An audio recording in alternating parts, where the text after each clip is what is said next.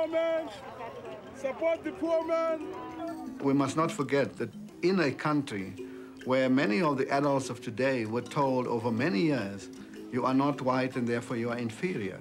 And to interact with the international community in the World Cup next year is part of the process of strengthening the confidence and developing the human resource capability of this country.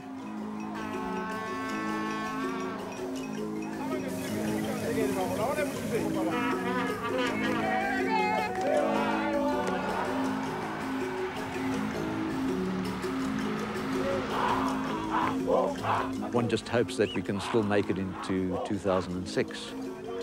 You want to see your country participating in the biggest sporting event in the world.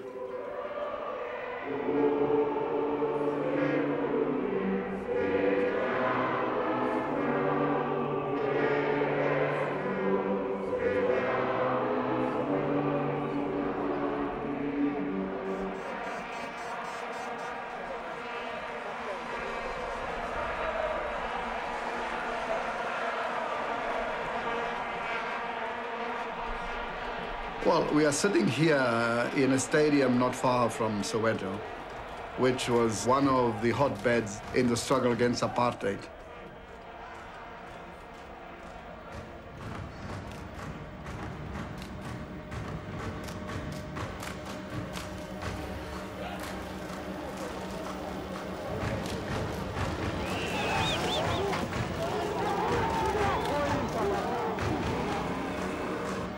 And you played the game in apartheid South Africa? Yes, I did. How was that? Very, very difficult because, like with everything else, under apartheid, all of the resources of any kind were given to whites.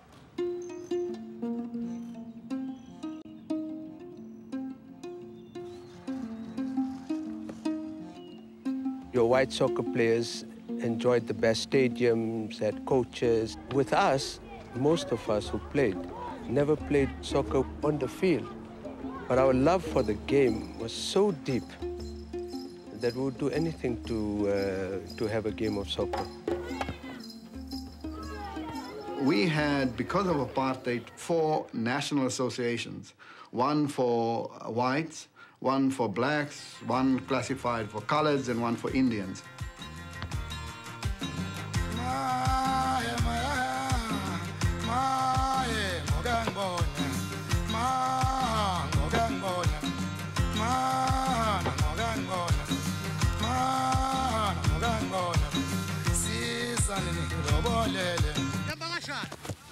FIFA assisted the struggle against apartheid in 2 ways. Firstly, South Africa was first suspended and then expelled.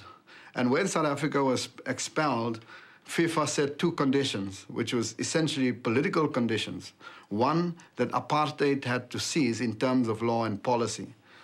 2, that South Africa must have a single, unified national association. The question of fair play must be not only on the field, but beyond the field of play. And that inspired us, those of us who were in the struggle for liberation, that we cannot be fair for 90 minutes and unfair for the rest of our lives. Football was the first sporting code to actually cross the borders to go and talk to the African National Congress in exile and work on an integration plan long before the government, I think, even thought about it.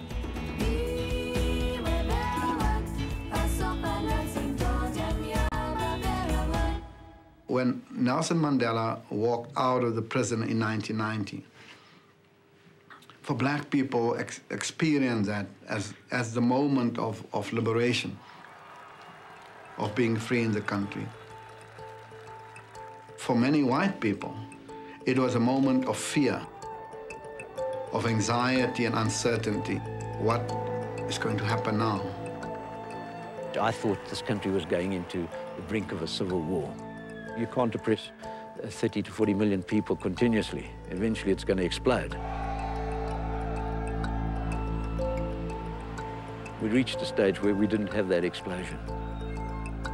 The sense prevailed we must clearly demonstrate our goodwill that I and the ANC are as opposed to black domination as we are to white domination.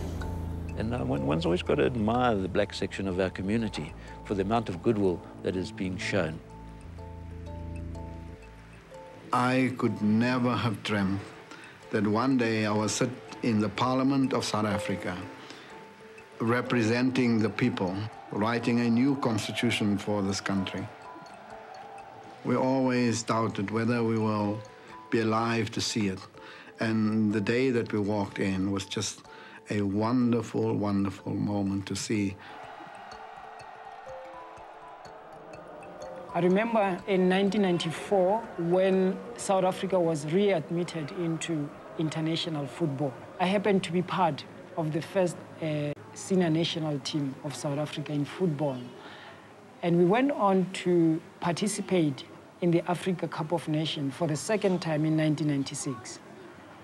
And we won the Africa Nations Cup.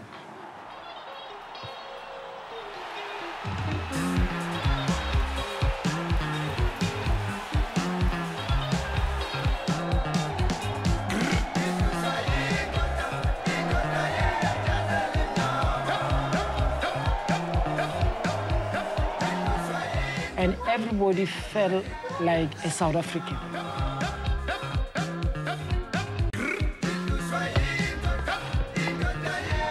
I think one of the things we are very proud of is the fact that we have moved away from blaming our painful past, from blaming apartheid, and we have decided that the African continent is going to prove that we could do anything. We are now prepared to roll up our sleeves and improve the African continent ourselves. Wow, this is the paper, the president of FIFA. Look at the commitment of a person who has spent 27 years in jail, driven by the ideal that one day this country would be free, democratic, non-racial, and this country would be for all those who live in it, both black and white. And then at the age of 87, he's prepared to go through the world in the pursuit of another goal.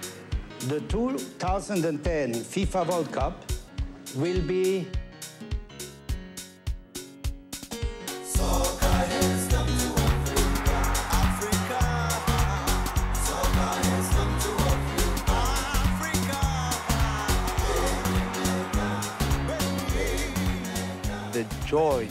the joy across all the racial groups was such that it told you that this announcement that we have won the bid has united the country like nothing else had done before.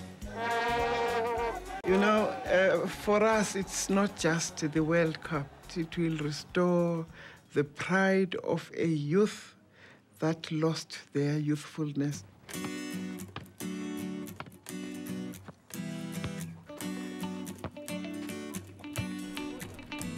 Wherever you go in South Africa, you go into the sticks, and there's on a sand patch, you'll pick up people kicking a football around. You go into your urban areas and you look around, the kids are playing football. And it's the passion of the country, it's the sport of the country. And it needs to develop because it's been hamstrung in a lot of ways based on the politics of the past.